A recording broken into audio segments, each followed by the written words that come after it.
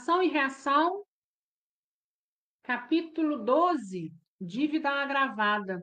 No nosso último encontro, nós vimos aí uma mãe que está indo até a terra, juntamente de André Luiz, Silas, Dimas, Druso, para tentar fazer com que essa moça não desista. Essa moça tentou ingerir aí um veneno, mas sob fortes preces e orações de Silas, ela adormeceu. E aí, o assistente interrompeu a operação socorrista e falou-nos bondoso. Temos aqui asfixiante problema de conta agravada. E foi exatamente nesse ponto que nós paramos. Que conta agravada é essa? O que leva essa moça jovem a determinada atitude? E designando a jovem mãe, agora extenuada, continuou. Marina veio de nossa mansão para auxiliar Jorge e Zilda, dos quais se fizera devedora. Então ela veio auxiliar aqueles que um dia ela ajudou a derrubar. No século passado, interpôs entre os dois, quando recém-casado, impelindo-os a deploráveis leviandades que lhe valeram angustiosas demências no passado espiritual.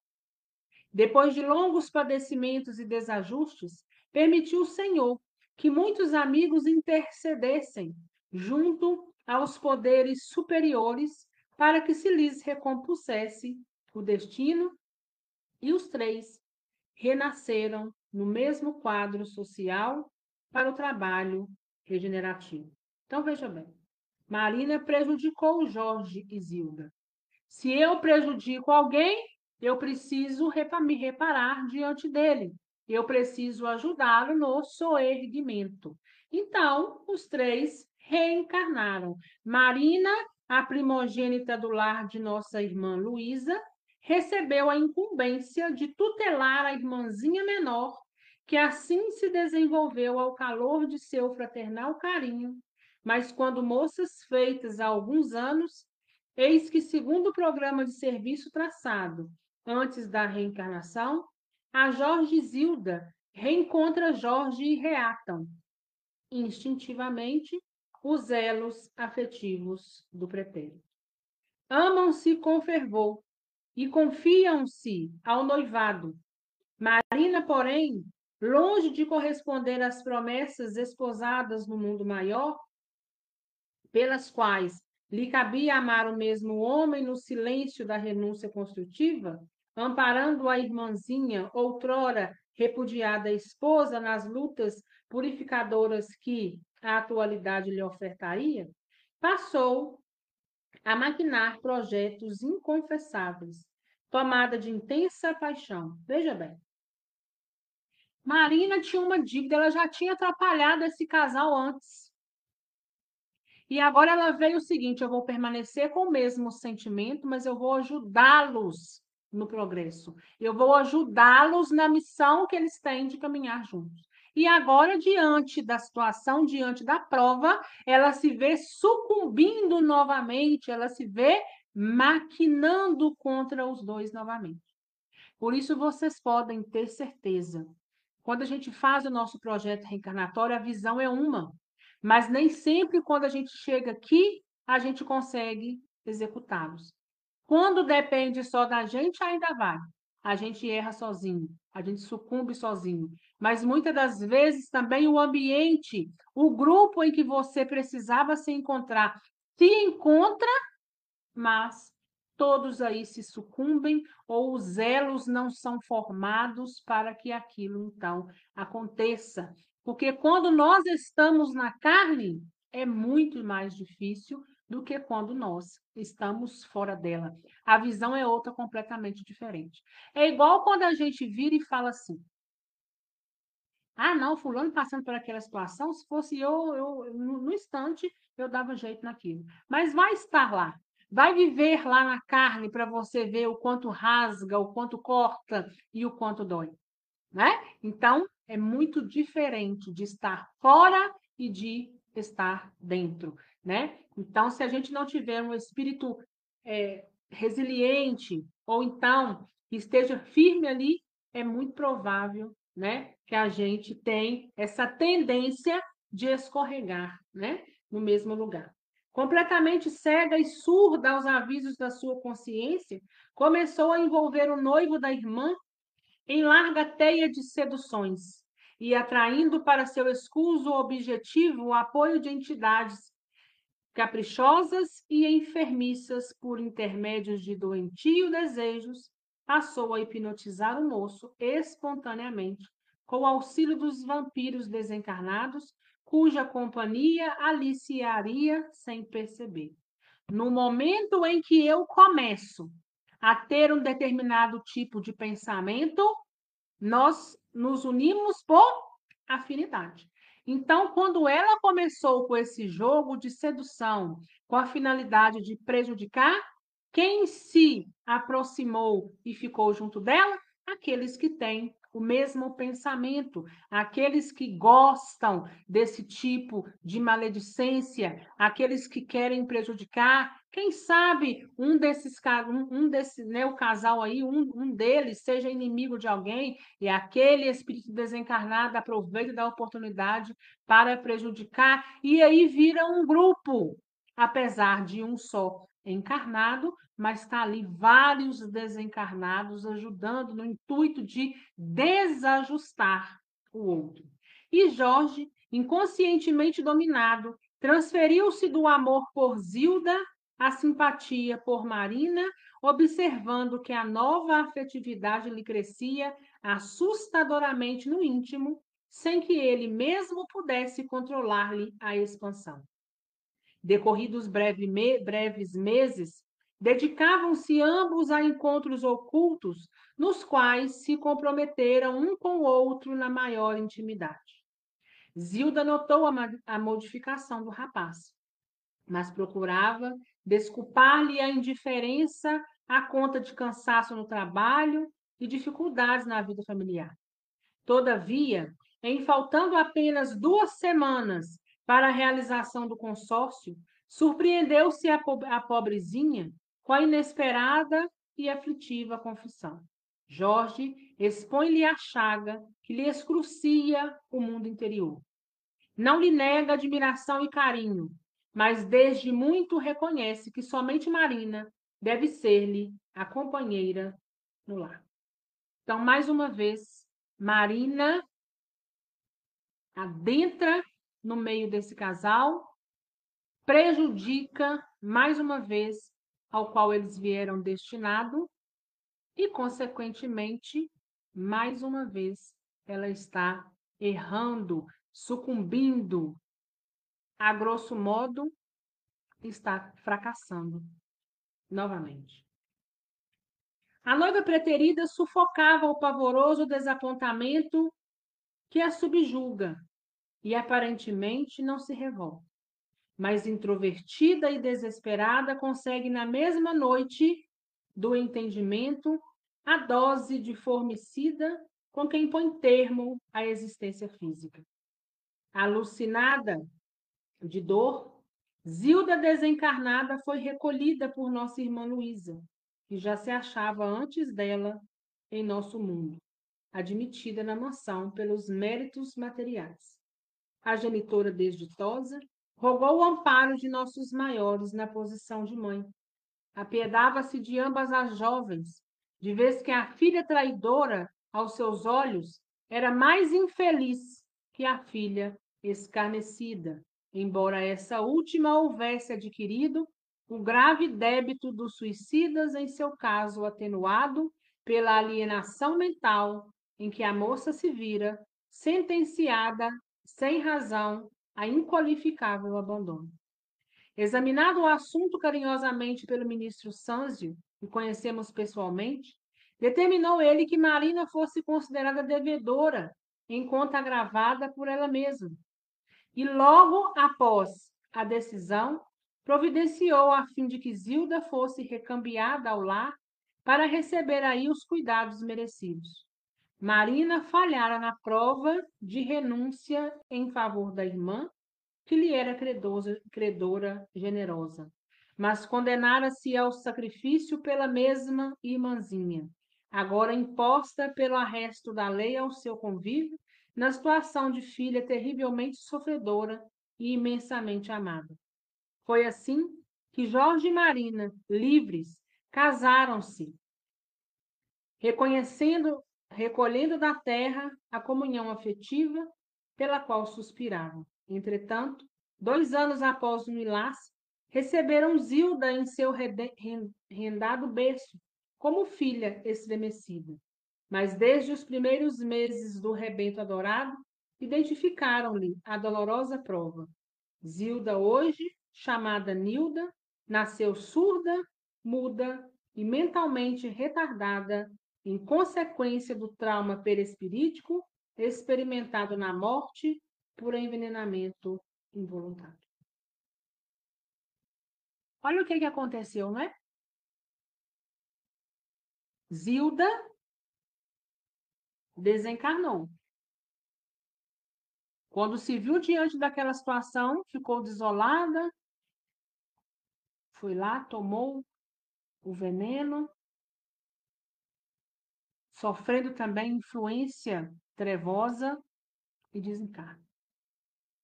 Quem deu causa? Marina e... Cadê o nome dele? É Jorge? Deixa eu ver aqui. Eu já nem sei mais. Casal, não, né? Vamos postergar, não. Vamos passar, todo mundo está entendendo. Se um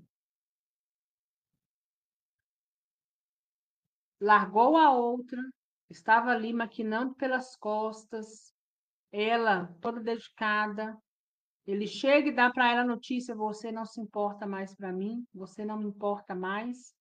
A outra se desequilibra, porque fica sabendo que a irmã que está do outro lado. Quem foram os causadores? O novo casal. Quem precisa ajudar no soerguimento? O novo casal. Lei de causa e efeito. O bem ou o mal que eu faço está no meu caminho. Se eu fiz o mal, eu preciso aceitar, eu preciso reparar e expiar. Pelo uso do veneno, agora Nilda, né, que era Zilda, antes foi irmã, agora vai vir como filha, chegou surda, muda e deficiente mental. Prova que essa mãe agora, Marina, precisa conviver com essa situação. Zilda precisa purgar enquanto Nilda, mas quem vai ajudar é o casal. Então, eles estão aí diante da prova, diante daquilo que um dia eles mesmos atraíram para cada um deles com seus atos. E aí muitas pessoas acham que ficam impunes, né, gente? Quantas pessoas são destruidoras de lares? Quantas pessoas levam a outros a tristeza, a angústia, as lágrimas? Está no caminho deles.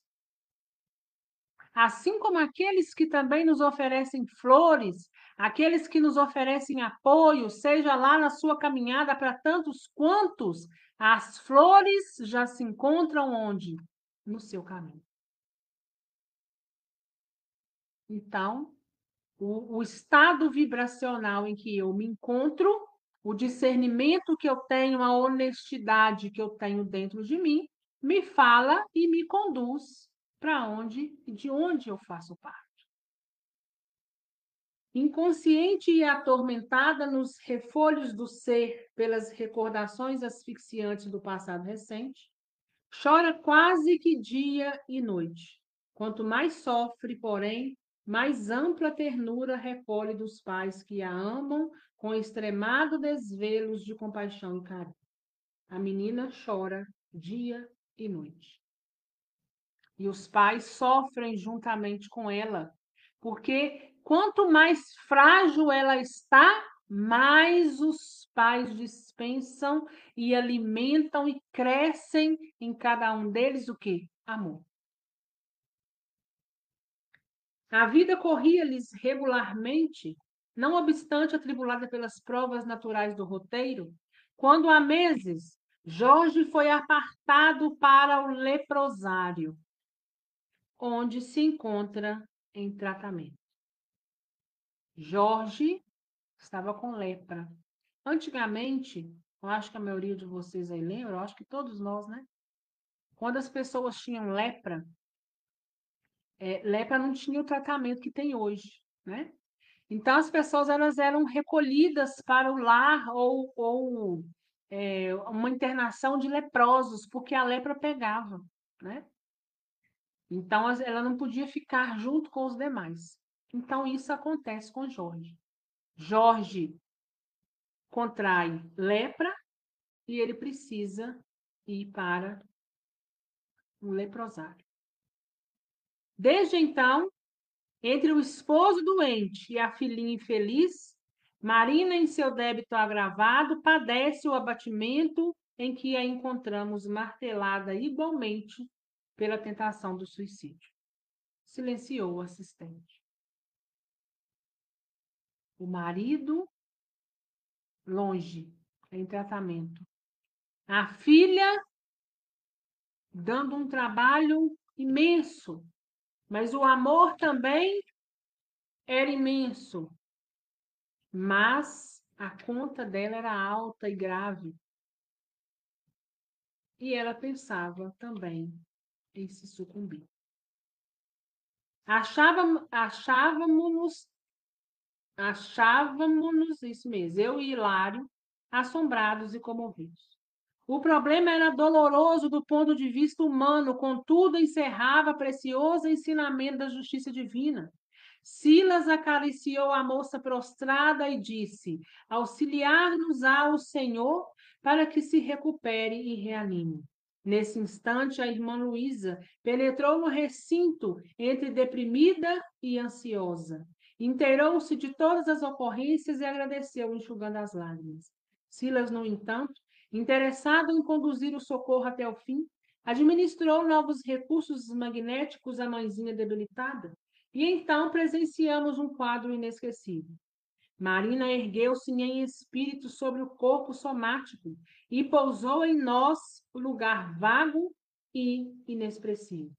Nosso diretor, porém, como a despertar-lhe as percepções do espírito, afagou-lhe as pupilas com as mãos aureoladas de fluidos luminescentes e, de repente, à maneira do cego que retorna à visão, a pobre criatura viu a genitora que lhe estendia os braços amigos e carinhosos. A mãe estava ali para dar um pouco de força, ainda que com tantos erros. Com lágrimas a lhe correrem dos olhos, refugiou-se-lhe no regaço, gritando de alegria. Mãe, minha mãe, pois és tu?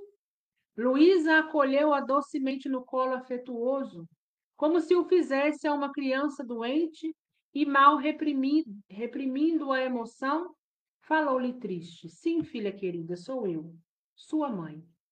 Rendamos graças a Deus por este minuto de entendimento. E beijando-o eternamente, embora aflita, continuou. Por que o desânimo quando a luta apenas começa? Ignoras que a dor é a nossa custódia celestial? Que seria de nós, Marina, se o sofrimento não nos ajudasse a sentir e raciocinar para o bem? Regozija-te no combate que nos acrisola e salva para a obra de Deus. Não convertas o amor em inferno para ti mesmo e nem creias consigo aliviar o esposo e a filhinha com a ilusão da fuga impensada. Lembra-te de que o Senhor transforma o veneno de nossos erros em remédio salutar para o resgate de nossas culpas. A enfermidade de nosso Jorge e a provação de nossa Nilda constituem não somente o caminho abençoado de elevação para eles mesmos, mas igualmente para teu espírito, que lhes associa a experiência na trama da redenção. Aprende a sofrer com a humildade para que a tua dor não seja simplesmente orgulho ferido. O que essa mãe está dizendo para ela? Ela está ali dando forças e, a grosso modo, dizendo para ela: essa prova é necessária.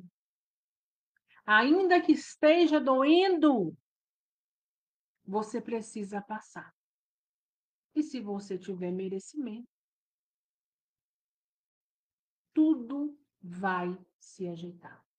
Se você conseguir passar por essa prova, lá na frente você verá que era o remédio que você precisava para poder estar de pé, estar melhor lá na frente. Porque você tira, você fecha de você mesmo uma chaga que está aberta, que está sangrando e que você precisa depurar, porque um dia você mesma a abriu.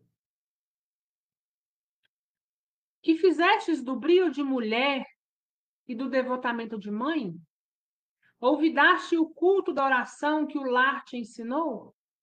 Enganaste-te assim tanto para abraçar a covardia como glória moral? Ainda é tempo. Levanta-te, desperta, luta e vive. Vive para recuperar a dignidade feminina que tisnastes com a nódoa da traição. Recorda a irmãzinha que partiu, acabrunhada ao peso do fardo de aflição que lhe impusestes, e paga em desvelo o sacrifício ao pé da filhinha doente, a conta que deves à eterna justiça. Humilha-te e resgata a própria consciência com o preço da expiação dolorosa, mas justa.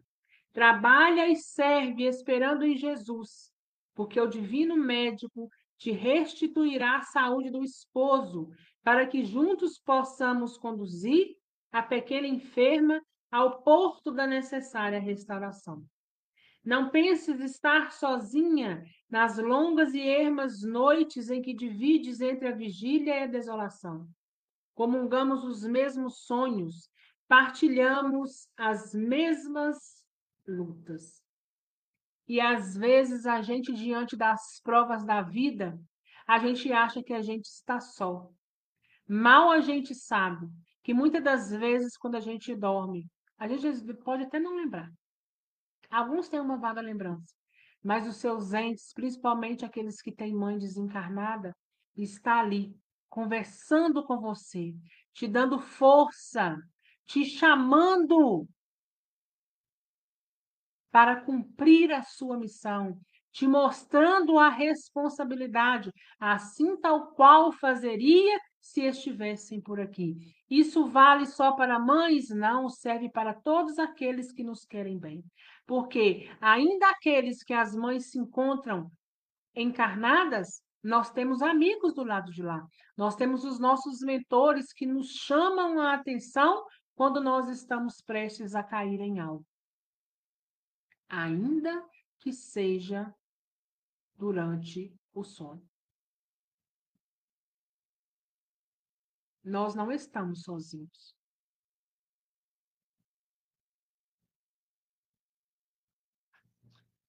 Que paraíso haverá para os corações maternos que choram além do túmulo, se não a presença dos filhos abençoados, embora esses muitas vezes lhe ocasionam longos dias de angústia? Compadece-te de mim, tua mãe, por enquanto sentenciada ao sofrimento pelo amor com que te ama. A mãe sofria junto, né? Calou-se Luísa, pois que singultos incessantes lhe abafaram a voz. Marina agora, ajoelhada e lacrimosa, osculava-lhe as mãos, clamando em súplica: mãe querida, perdoa-me.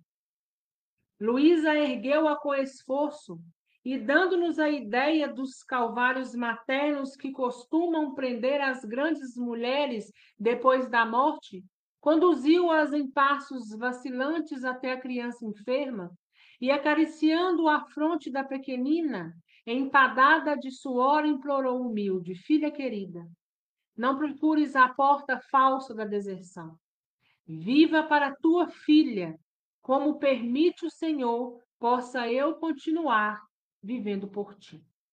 A moça renovada rojou-se sobre a menina triste, mas como se a emotividade daquela hora lhe sufocasse a mente desperta, foi repentinamente atraída pelo corpo de carne, com o grânulo de ferro pelo ímã, e vimos-lo acordar, em prantos copiosos, bradando inconsciente: Minha filha, minha filha.